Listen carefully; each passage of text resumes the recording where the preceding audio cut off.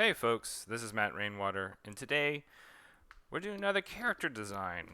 And this is another character design that's going to be for a character in a future story. And I think most of the character designs we'll be going over that I'm going to be doing are going to be within that realm. Because I am starting to think very intentionally. Hold on, y'all. Because I have a lot of work I gotta get done. Starting to think very intentionally about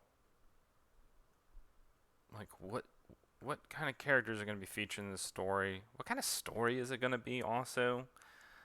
Like what's the format of it, you know? Um what else? I've been thinking a little bit about style. Do I want to simplify stuff? Like do I want it to be drawn in a way that's simpler, you know? It make it certainly make it quicker to draw episodes, right? That could be useful. All these things are things I've been mulling over lately, and just in the background. Like I haven't let it take over. Like I have to spend time finishing up Trailer Park Warlock, but I really la, la, la, la, la, I would really like. Sorry, y'all. Sometimes I have frogs, and sometimes I have just like gibberish. I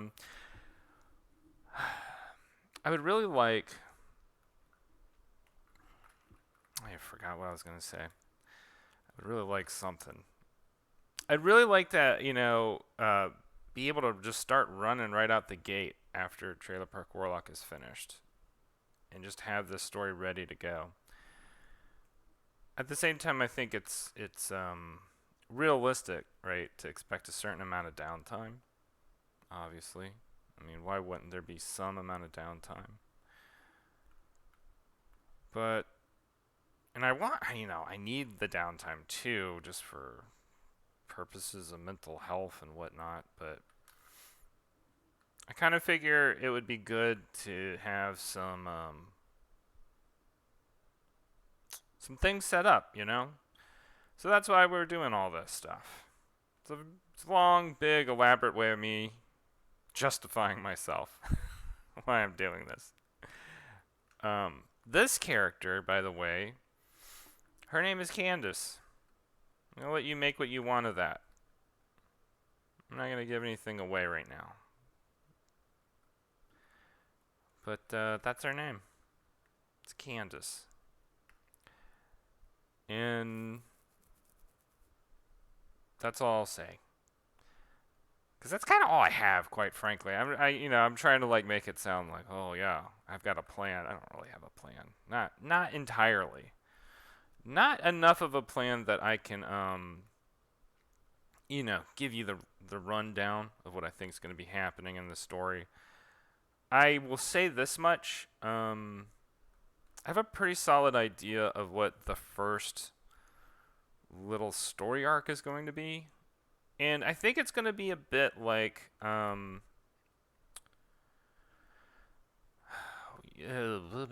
season 1 of Trailer Park Warlock. And by that I mean, season 1 of Trailer Park Warlock was very much um it was very episodic. It was just kind of like world building. And I mean, I think there's going to be plenty of that.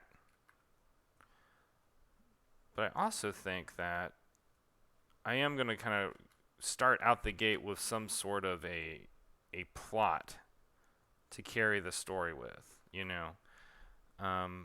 some kind of initial, what's the word, like motivating factor for the characters.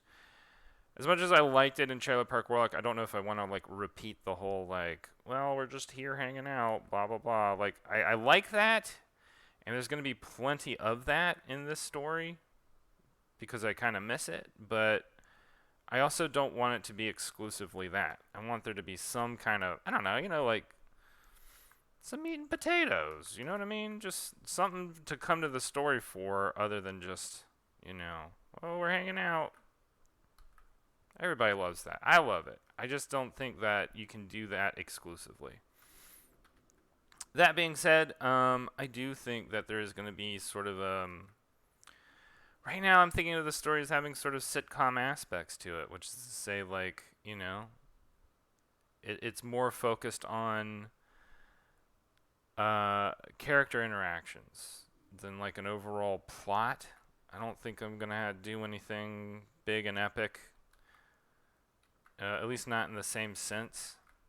By the way, I'm trying out a new brush, and I don't know how I feel about it. It's all right. It just seems kind of, I don't know. This brush seems kind of wackadoo. Anyway, what was I saying? I think they're going to be a lot. I think it's going to be a little more adventure of the week-ish. Certainly not entirely that. I wouldn't be happy with myself if it was just like, oh, this is a Saturday morning cartoon structure. What are we doing? Why are we even doing it? Why are we here? I just think that it'll be a little bit more character focused, the plot. These are really all the vagaries that I can give y'all, because that's all I have right now. Because beyond that, I would talk about where it takes place, and I'm not ready to say. Just not. I'm not ready to divulge that information while I don't know, this brush isn't working for me. Sorry, y'all. It's just it's too, I don't know, it's like unwieldy. What about this one? Seems cool. Let's try it. Oh yeah, I like that better.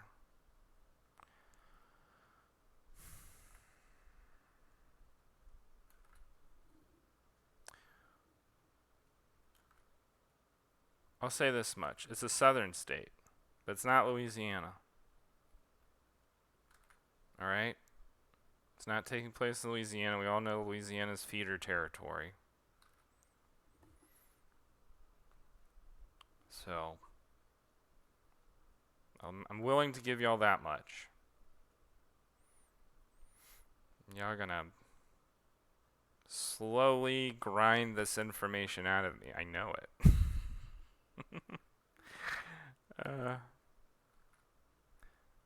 Anyway, spent most of this morning doing nothing, quite frankly, because the power was out. I had a pretty big thunderstorm roll through. I'm living in Baton Rouge right now, and this summer it has just been one thunderstorm after another. There's always at least one per day. And when I say thunderstorm, I don't just mean like there's a little bit of thunder, It's like ground to ground, like sky to ground lightning. Every like minute or so, pretty loud, rumbling thunder, And anyway, I guess one of those bolts of lightning got kind of close and knocked out the power system for a bit. So I ended up just taking a bath this morning and listening to an audiobook about the audiobook's called what the heck is it called? I'm going to find it real quick because I'm going to get it wrong. You can find it on YouTube. I'm bringing it up for myself so I can tell y'all what it's called. Hold on. One moment. Processing. Where is it? Okay. The audiobook is called Zen Mind, Beginner's Mind. Some of y'all can tell or already know because I've talked about it here and there. I'm getting into Zen a lot lately. To help me process, I think originally to help me process through a lot of anxiety that I've been going through for a while, basically, I mean, if I were really honest, I was depressed for like many years, um, leading up to, I don't know, like after art school till about 2011, and then slowly because of um, a tumultuous relationship that I was in for about 7 years, that depression turned to anxiety. Um, and then 2018 to 20, till now, I guess, that anxiety became more severe. For various reasons, not the least of which, of course, going through the same thing literally everybody else is going through, right? The years 2020 to present day, right? We all seem to be in the thick of uh, this, I don't even know what to call it, um, eschaton. That's what Terrence McKenna would call it. Um, Probably, anyway. I'm not going to put words in a dead man's mouth. But, we've been going through a lot, right? All of us collectively. And, I don't know, like, I felt like it would be useful for me to learn some skills, some life skills, that would help me be able to pay more attention in my day to day life. And I'm saying it like this. I really had no idea what I was doing, right, when I started meditation. And I've probably talked to y'all about Oh, that looks like junk.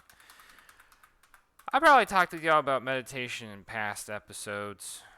Some of y'all are probably annoyed and tired of it, and probably want me to shut up about it. Fair enough. But I literally have nothing else to talk about today, so just bear with me.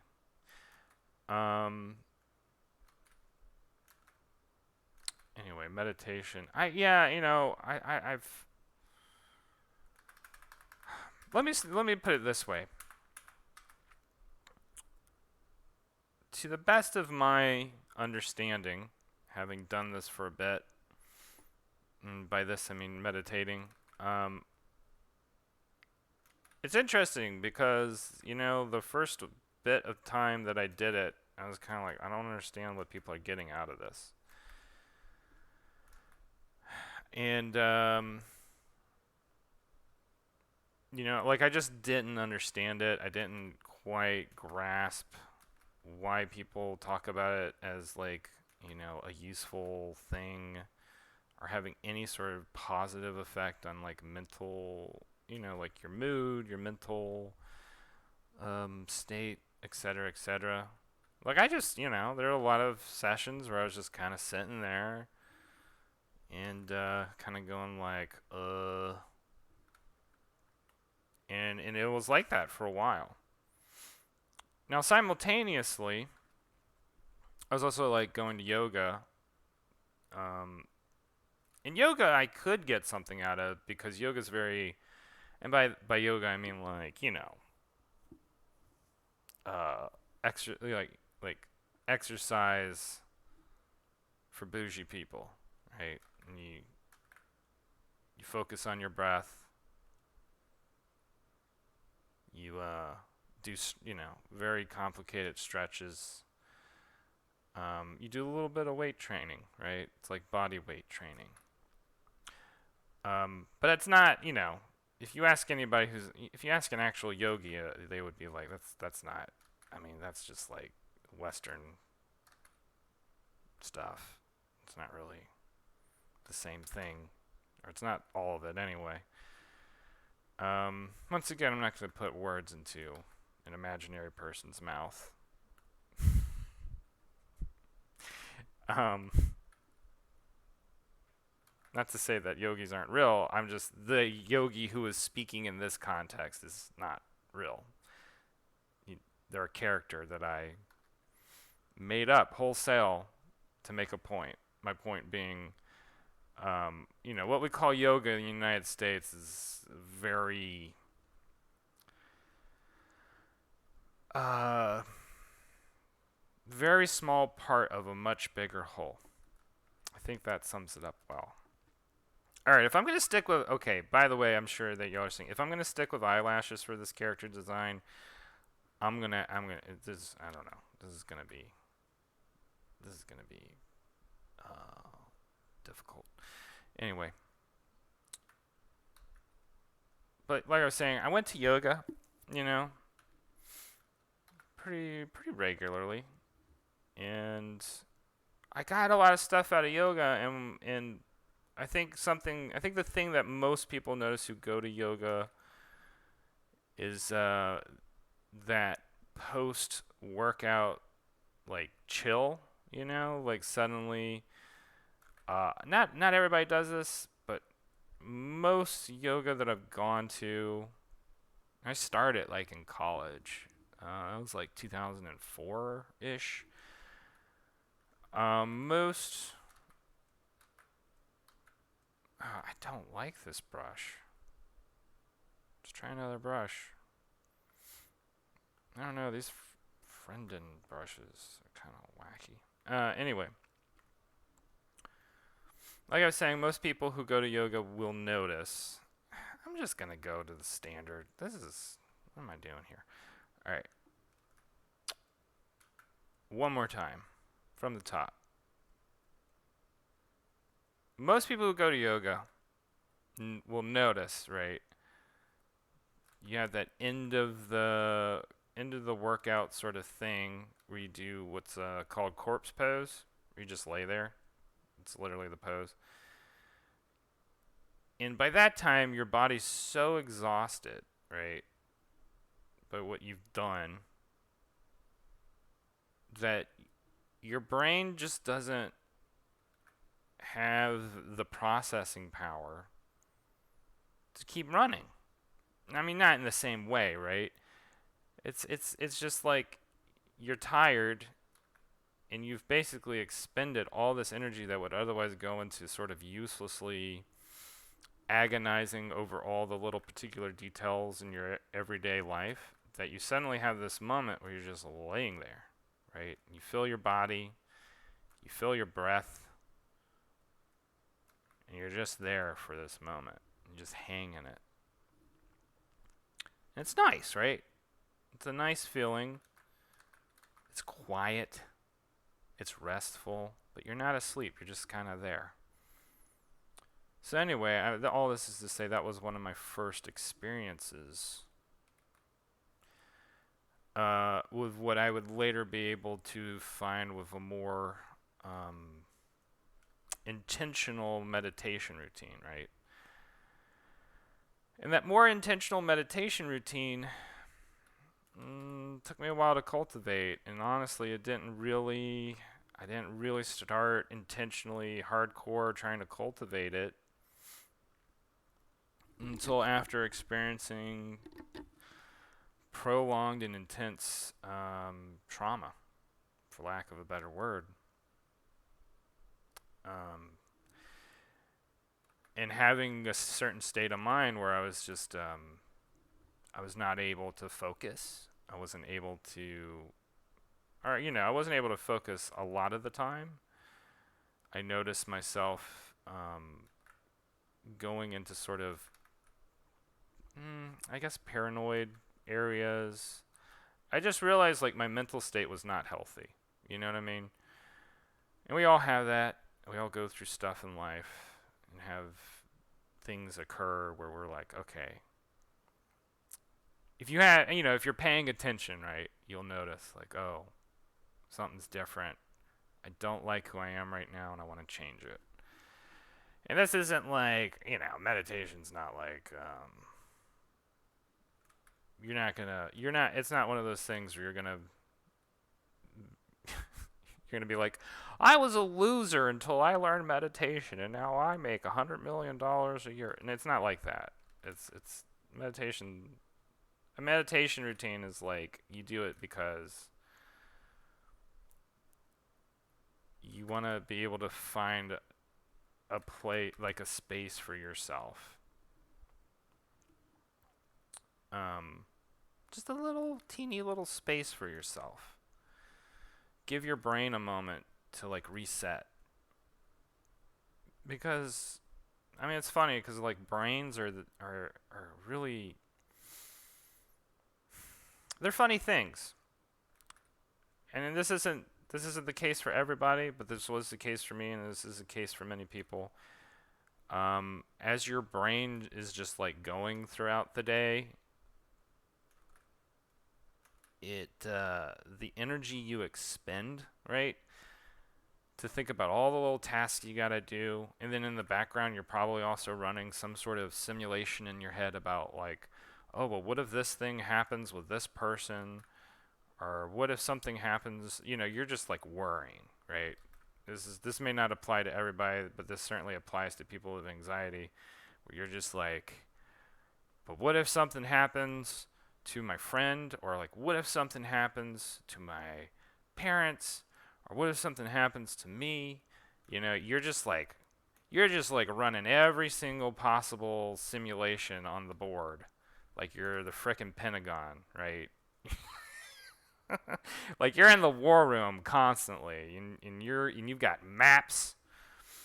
You've got maps, on the board. You've got you've been running like war game simulations of like what could possibly happen. What if I get fired? What if I what if there's a recession? What if there's a nuclear war? What if COVID comes back and it's stronger than ever? What if everybody suddenly is like zombies? Like COVID's actually a zombie virus? You're going all kinds of places, right? That's anxiety.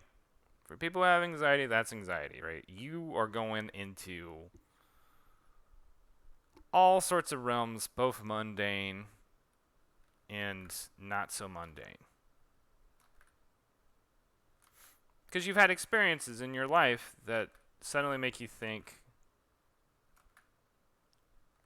well, what if I could prepare for them? What if I was prepared for every single little possible thing that could happen in life? Then I'll be safe, right? And the reality is you're actually less safe. That's what's really hilarious. Is anxiety actually makes you a little less safe because you're constantly brain tired. And so anyway, all this is to say like um what I ended up kind of discovering with meditation was that you can let your brain chill out and you suddenly find yourself thinking in a more productive manner. And not because like you're doing it, I think this is the other thing is I think a lot of people think like meditation's like you go in to your desktop, and you're just deleting files off of the desktop, taking them out of the recycling bin. You're not. This doesn't work like that. What you're doing, you're not deleting files. You're not changing anything in your brain. You're just letting your brain chill out for a moment and just pay attention to the environment around you. That's all you're doing. You're just paying attention. You're just listening. If your eyes are closed, you're feeling your body. You know. You're just allowing your body to process only the information that's around you in that moment. And some of that information is going to be thoughts rolling around in your head. That's a given. There's going to be thoughts rolling around in your head. You just let them roll around, and something happens in that process of when you're just watching those thoughts roll around, and you're not attached to them. They're just there. You start to kind of realize, oh, okay, like all this anxiety stuff, all this stuff with my brain that's been running me ragged. It's just things going on in my brain. Like it's me, but it's not me. You know what I mean? Does that make sense? That's the thing. That part I just talked about, that takes time to cultivate. That takes a lot of sessions to cultivate to get to that moment where you're like, oh, this is me, but it's not me. And that's when you start to get into the realm of like, okay, but who's the observer observing this stuff? We'll save that for a later day. The point is like, when people talk about, meditations help me with this and this and this and that, I think oftentimes outsiders kind of look at it and go, okay, but like this sounds like magic. This sounds like crack science, nonsense, just some quackery. And sometimes the way it's portrayed, I don't blame you for thinking that, right? Sometimes the way it's portrayed, that doesn't look good.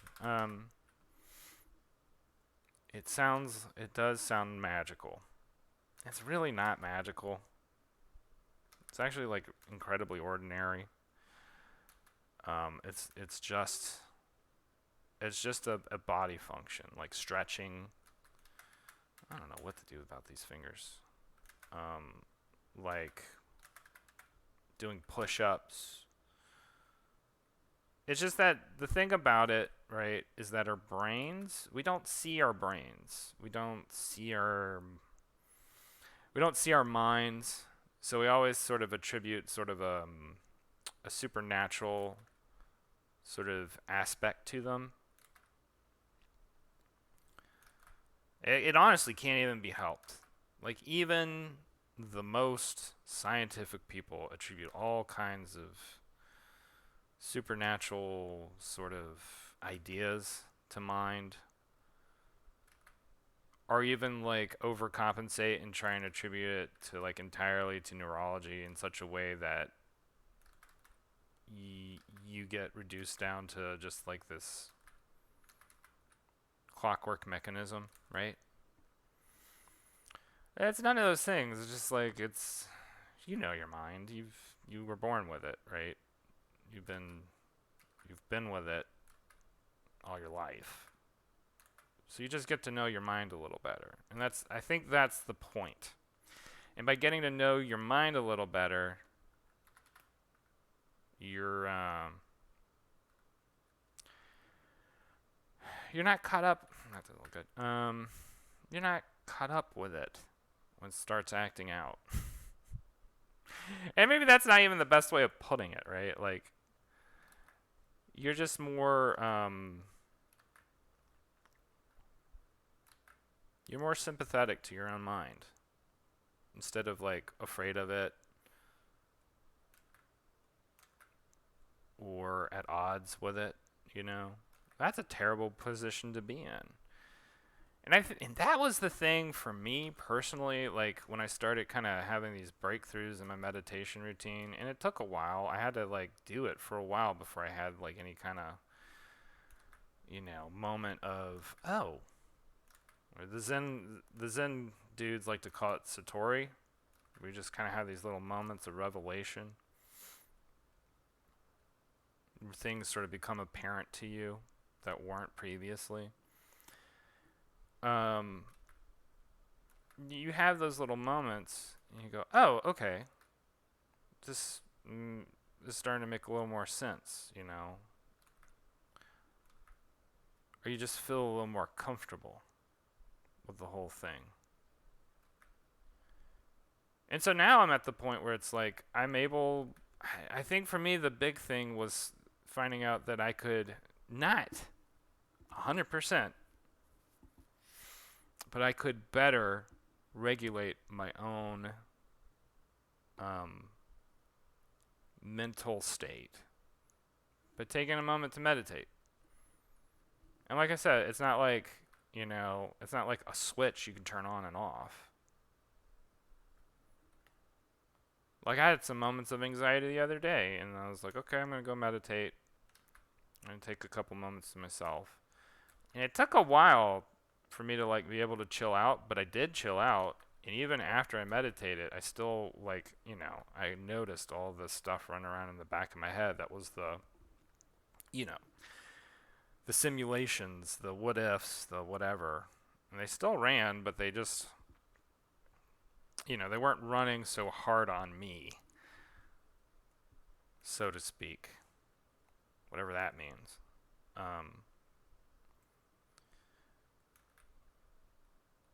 And for those of y'all who do take up a meditation practice and do this, you're going to feel, when this happens, you're going to feel like it's magic for a little bit. My recommendation to y'all, don't get astounded. Just appreciate it. Take it for what it is. It's just your brain, It's just you and your brain doing its thing. Oh, I need to do that here. So anyway, not the topic I was expecting to talk about, but I'm glad I talked about it, and I hope, it helps some of y'all out there who are looking for a little bit of help in your day-to-day routine, your day-to-day life. I think that having a meditation routine is great for artists, because artists in particular are more susceptible, I think, to running those simulations in the background of their head, like, and in a very powerful way too, right? Because artists are often more visually oriented, so like you're playing out horror movies in your brain day to day, right? Or action movies, or like every how many people have been that person where you're just like, well, if I were in that situation, I would instantly, like, learn judo. Just I would suddenly become Keanu Reeves in that moment, and I'd be able to handle it, and blah blah blah. It's like,